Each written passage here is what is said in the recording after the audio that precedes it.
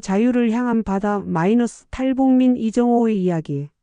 첫 번째 장 경계의 마을. 이정호는 북한 황해도 연안군의 작은 어촌 마을에서 태어났습니다. 이 마을은 매우 특별한 곳이었습니다. 서해바다 건너편으로 대한민국의 강화도가 손에 잡힐 듯 가까이 보이는 곳이었기 때문입니다. 맑은 날이면 망원경 없이도 남쪽 땅의 모습을 뚜렷하게 볼 수 있었고, 망원경을 사용하면 심지어 남한 군인들의 일상적인 모습까지도 관찰할 수 있었습니다. 어린 시절부터 이정호는 바다 너머 남쪽 하늘이 밤에도 환하게 빛나는 것을 보며 자랐습니다. 북한의 마을들이 해가 지면 깜깜해지는 것과는 달리 남쪽은 새벽 3시가 넘어서도 불빛이 꺼지지 않았습니다. 그뿐만 아니라 자동차들이 밤낮 없이 끊임없이 오가는 모습도 신기했습니다. 마을 어른들은 그저 적들의 허울뿐인 불빛이라고 했지만 이정호의 호기심은 날로 커져갔습니다. 10대 후반이 되어서야 이정호는 하늘에서 떨어지는 전단지를 주워 보게 되었습니다. 그 전단지에는 남한에서 자동차를 수출한다는 내용과 함께 선명한 사진이 실려 있었습니다. 북한에서는 승용차라는 것이 최고 간부들만 탈 수 있는 꿈 같은 존재였는데 남쪽에서는 그것을 외국에 팔아넘길 정도로 많이 만든다는 것이었습니다. 당시 북한에는 승리호 8이라는 자동차가 있었지만 시동도 잘 걸리지 않아서 아침마다 사람이 밀어서 시동을 걸어야 하는 형편이었습니다. 또 다른 전단지에는 북한의 최고 엘리트인 비행사들이 남한으로 와서 예쁜 여자들과 함께 행복하게 살고 있다는 내용도 있었습니다. 비행사라면 북한에서 가장 좋은 대우를 받는 사람들인데 그들조차 남쪽으로 온다는 것이 이정호에게는 엄청난 충격이었습니다. 이 전단지를 보고 나서 이정호는 확신하게 되었습니다. 남한은 분명히 북한보다 사람이 살기 좋은 곳이라는 것을 말입니다. 이정호는 망원경을 통해 강화도를 바라보며 생각에 잠겼습니다. 저 건너편에는 정말 더 나은 세상이 있는 것 같았습니다. 나무들이 울창하게 자라있고 차들이 끊임없이 오가는 모습을 보며 그의 마음속에는 언젠가 저 땅을 밟아보고 싶다는 간절한 소망이 싹트기 시작했습니다. 하지만 그것은 아직 막연한 꿈에 불과했습니다. 두 번째 장 군복무의 10년. 19살이 된 이정호는 평양의 공군사령부 미사일 부대에 배치되었습니다. 10년간의 의무 복무가 시작되는 순간이었습니다. 평양이라는 북한의 수도에서 복무하게 된 것은 나름 좋은 배치였지만 고향을 떠나야 한다는 아쉬움이 컸습니다.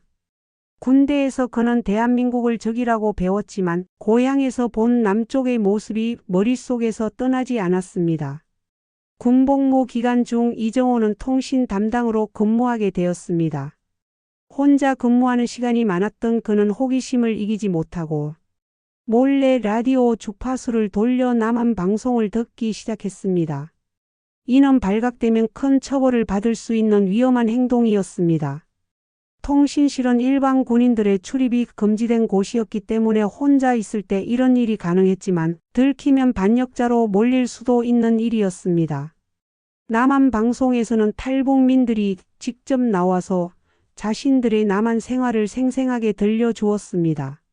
그들이 말하는 자유롭고 풍요로운 삶의 모습은 이정호가 어린 시절 본 남쪽의 불빛과 정확히 일치했습니다. 방송을 들을 때마다 그의 가슴은 뛰었고 언젠가는 자신도 그 땅에 가보고 싶다는 꿈이 더욱 구체화되었습니다. 특히 탈북민들이 남한에서 어떻게 성공적으로 살고 있는지 구체적으로 들려주는 이야기들은 그에게 큰 희망을 주었습니다. 10년의 군복무 기간 동안 이정호는 한 번도 집에 갈 수 없었습니다. 심지어 아버지가 돌아가셨을 때도 장례식에 참석하지 못했습니다. 군대에서는 개인적인 사정보다 국가의 일이 우선이라고 했지만 이정호의 마음속에는 깊은 배신감이 자리 잡았습니다. 아버지의 마지막 모습도 보지 못하고 장례식장에서 마지막 인사도 하지 못한 채 아버지를 떠나보내야 했던 것입니다. 제대를 앞두고 이정호는 마음속으로 다짐했습니다. 이 나라는 나에게 아무것도 주지 않았다. 청춘도 꿈도 희망도 모두 빼앗아갔을 뿐이다. 이제 내 인생은 내가 선택하겠다고 말입니다. 그는 제대 후 고향으로 돌아가면서 언젠가는 반드시 남한으로 가겠다는 결심을 더욱 굳혔습니다. 세 번째 장 잃어버린 고향. 이정호가 10년 만에 고향 마을로 돌아왔을 때 그곳은 완전히 달라져 있었습니다.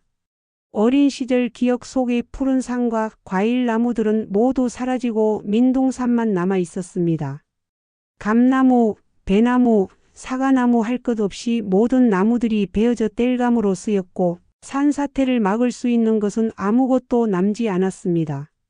어린 시절 가을이면 감을 따서 곶감을 만들어 먹던 추억도, 배를 따서 나누어 먹던 기억도 이제는 꿈 같은 일이 되어버렸습니다.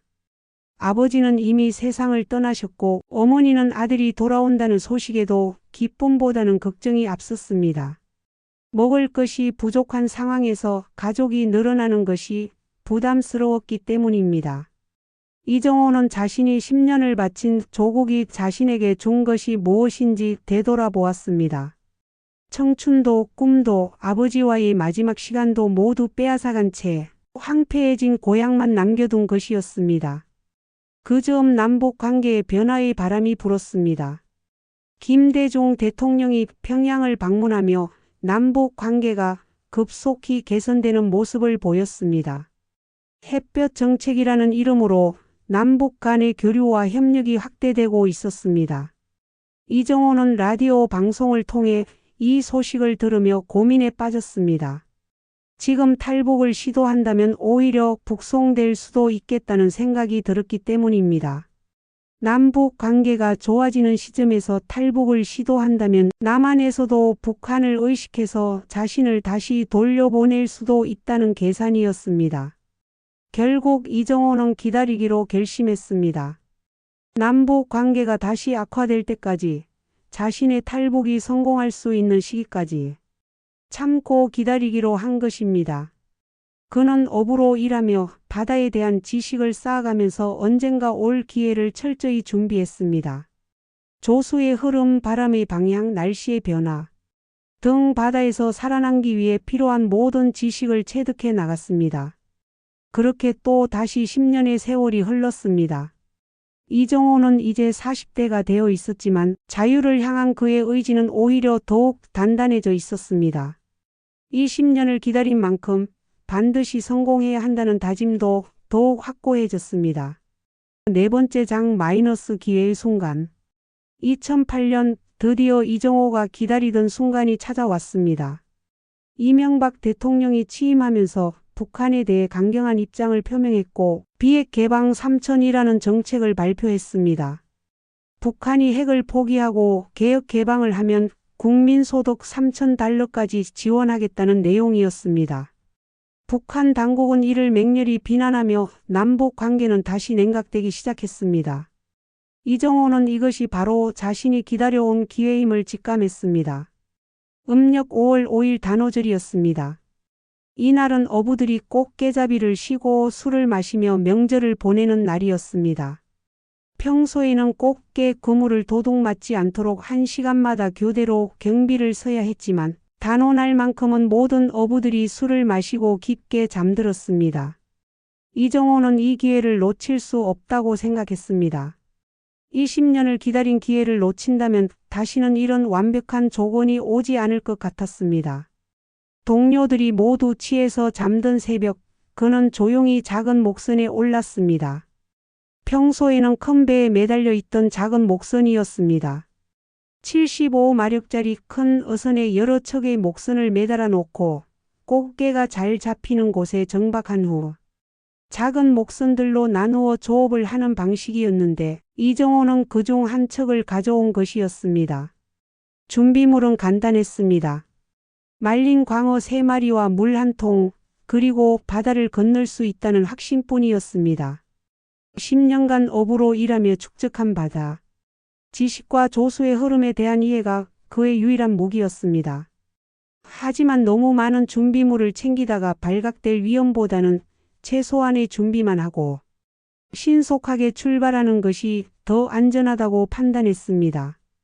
길이 4m, 폭 2m의 작은 나무배는 이정호 혼자서 젓기에는 버거운 크기였지만 그는 포기할 수 없었습니다. 서해 바다의 조수간만의 차이를 이용해 썰물 때 출발하면 남쪽으로 더 빨리 갈 수 있다는 계산이 있었습니다. 새벽 어둠 속에서 이정호는 노를 저어 바다로 나아갔습니다. 뒤돌아본 고향 땅은 점점 작아져 갔고 앞으로는 망망대해만 펼쳐져 있었습니다. 5번째 장 생사의 갈림길. 이정호가 작은 목선으로 바다를 건너기 시작한 지 몇 시간이 지났습니다. 해가 뜨면서 주변 상황이 더욱 명확해졌습니다. 예상보다 조류가 강했고 파도도 거셌습니다.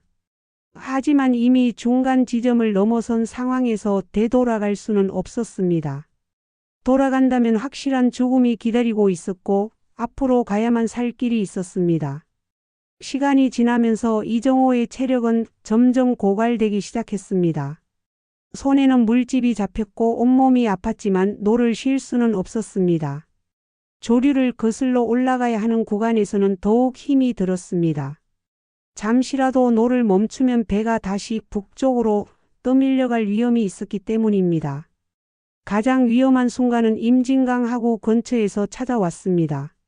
이곳은 조류가 복잡하게 얽혀 있어 큰 배들도 조심스럽게 지나가는 곳이었습니다. 물살이 소용돌이치며 빠르게 흘러가는 급류였습니다. 이정호의 작은 배는 급류에 휘말려 빙빙 돌기 시작했습니다. 배가 통제를 잃고 이리저리 흔들리기 시작했습니다. 물살에 떠밀려가는 배를 붙잡기 위해 이정호는 닷을 물에 던졌습니다. 하지만 물살이 너무 빨라서 닷이 제대로 박히지 않았습니다. 급한 마음에 2번째 닷까지 던졌지만 마찬가지였습니다. 배는 점점 더 격렬하게 흔들리기 시작했고 전복될 위험이 높아졌습니다. 이대로 가다가는 배가 뒤집혀서 바다에 빠져 죽을 수도 있는 상황이었습니다. 이정호는 닷 줄을 잡아당기며 사투를 벌였습니다. 줄이 끊어지면 배와 함께 바다에 휩쓸려 죽을 수도 있는 상황이었습니다. 온 힘을 다해 줄을 당기고 노를 저으며 급류에서 벗어나려 애썼습니다. 10여 분간의 사투 끝에 다행히 줄이 끊어지면서 배는 급류에서 벗어날 수 있었습니다.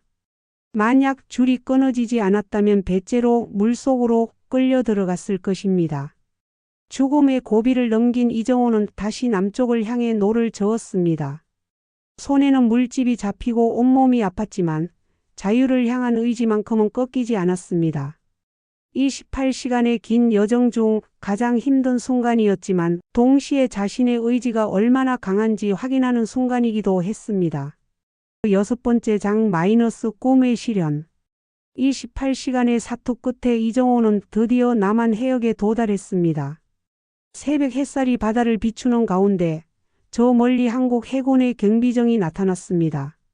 백령도가 보이기 시작했고 그곳에서 한국의 군함들도 여러 척 보였습니다. 이정호는 온 힘을 다해 손을 흔들며 소리를 질렀습니다. 20년간 꿈꿔온 순간이 드디어 현실이 되는 순간이었습니다. 경비정이 가까이 다가오자 함상에서 조명이 켜졌습니다. 그리고 이어서 들려온 한국어 인사말, 어서 오십시오. 고생하셨습니다.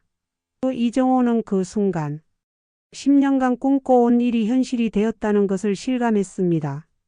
온 우주를 얻은 것 같은 기쁨이 밀려왔습니다. 정말 꿈인지 현실인지 분간이 되지 않을 정도로 황홀한 순간이었습니다. 한국 해군들은 이정호를 따뜻하게 맞아주었습니다. 그들의 키와 체격, 그리고 단정한 군복 차림새는 북한군과는 완전히 달랐습니다. 북한군들은 제대로 먹지 못해서 마르고 왜소했는데 한국 해군들은 키도 크고 건장했으며 얼굴도 밝고 생기가 넘쳤습니다.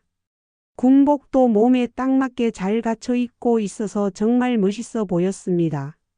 경비정 안에서 처음 맛본 빵과 초콜릿 그리고 각종 과일들은 이정호에게는 꿈같은 경험이었습니다.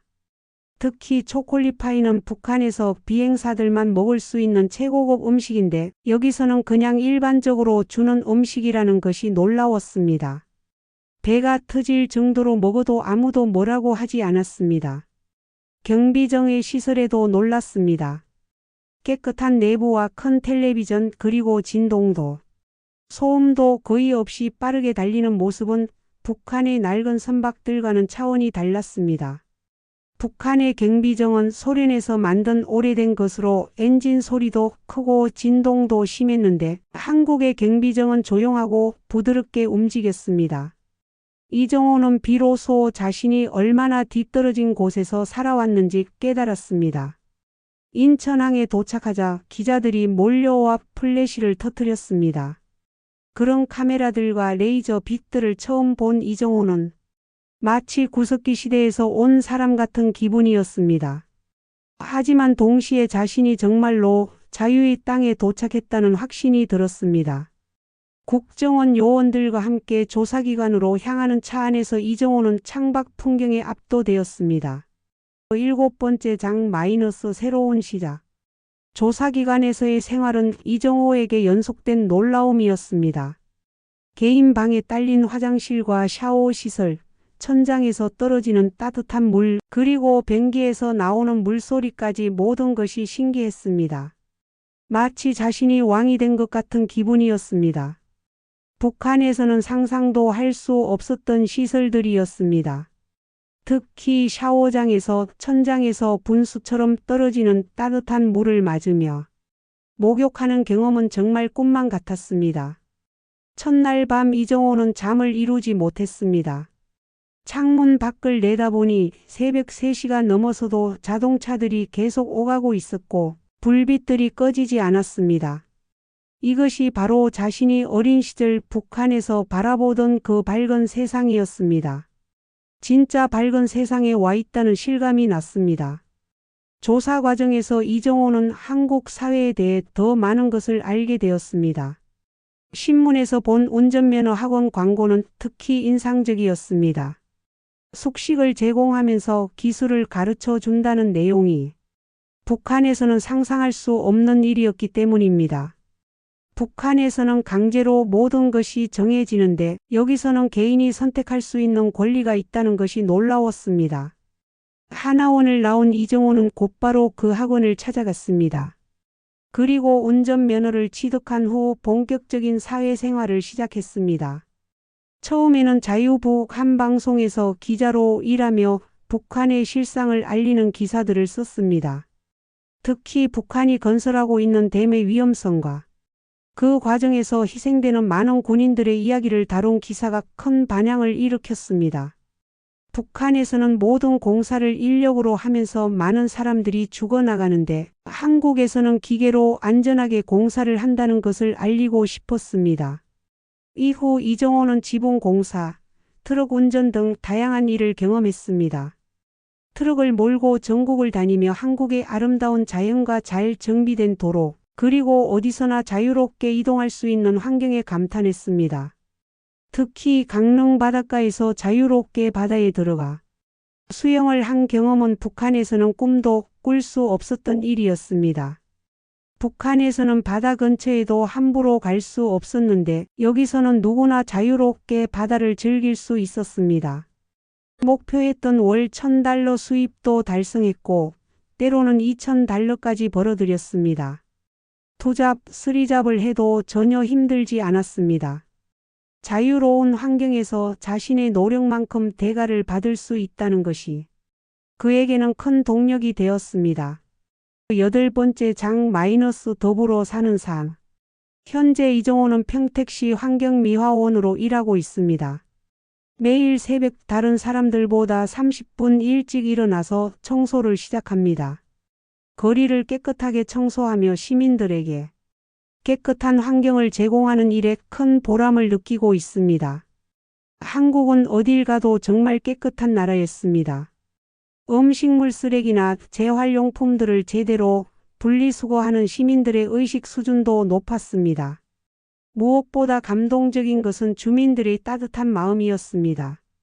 추운 새벽에 일하는 이정호에게 주민들이 감사의 표시로 따뜻한 커피나 김밥을 건네주곤 했습니다.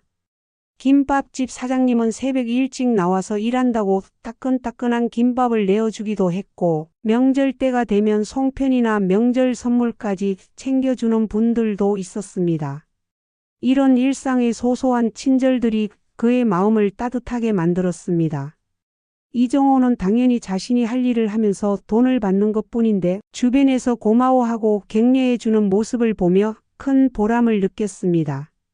북한에서는 아무리 열심히 일해도 인정받지 못했는데 여기서는 작은 일이라도 사회에 기여하는 일이라며 존중해주는 문화가 있었습니다. 이런 아름다운 관계 속에서 일하다 보니 아무리 힘든 일이라도 전혀 힘들지 않았습니다. 일에 대한 보람뿐만 아니라 이정호는 적극적으로 봉사활동에도 참여하고 있습니다. 양로원 봉사에 나가서 어르신들을 돌보기도 하고 알뜰시장에서 봉사활동도 하고 있습니다. 그리고 자신과 같은 탈북민들 중에서 어려운 사람들을 돕는 일에도 힘쓰고 있습니다. 새로 사업을 시작하는 탈북민들에게는 축하 화환을 보내주고 결혼식이나 경조사가 있을 때는 함께 기쁨과 슬픔을 나누며 서로 도우며 살아가고 있습니다. 때때로 백령도를 방문하는 이정호는 바다 건너편 북한 땅을 바라보며 감회에 적곤합니다. 자신이 28시간 동안 목숨을 걸고 건너온 그 바다를 보면서 그날의 결단이 얼마나 올바른 선택이었는지 새삼 깨닫게 됩니다. 저 건너편 창녕군 마을이 보이는데 새로운 감정이 들었습니다. 저렇게 풍랑이 사나운 바다를 밤에 혼자서 넘어왔다는 것이 믿어지지 않을 정도였습니다. 한국 사회는 날마다 발전하고 있습니다. 백령도에 공항이 건설되고 있어서 앞으로는 60명을 태우고 30분 만에 갈 수 있게 될 예정입니다. 평택의 삼성 반도체 공장에서는 세계 최첨단 기술이 개발되고 있고 아파트들이 계속 올라가며 도시가 발전하는 모습을 지켜보고 있습니다. 이런 역동적인 사회에서 살아간다는 것 자체가 이정호에게는 큰 행복입니다.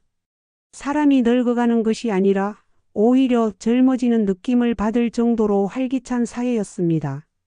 이정호의 궁극적인 꿈은 통일입니다. 언젠가 통일이 되면 멋진 차를 타고 고향을 찾아가서 남아있는 가족과 친구들에게 자유와 풍요로움이 무엇인지 보여주고 싶습니다. 그들과 함께 맛있는 음식을 나누며 진정한 행복이 무엇인지 알려주고 싶습니다. 지금도 북한에는 이 밥에 고깃국을 먹는 소박한 꿈조차 이루지 못하는 사람들이 많습니다. 이정호는 자신이 여기서 누리고 있는 자유와 행복을 고향 사람들과 함께 나누고 싶다는 간절한 소망을 품고 있습니다. 그날까지 그는 이 땅에서 성실하게 살아가며 작은 희망의 등불이 되고자 합니다.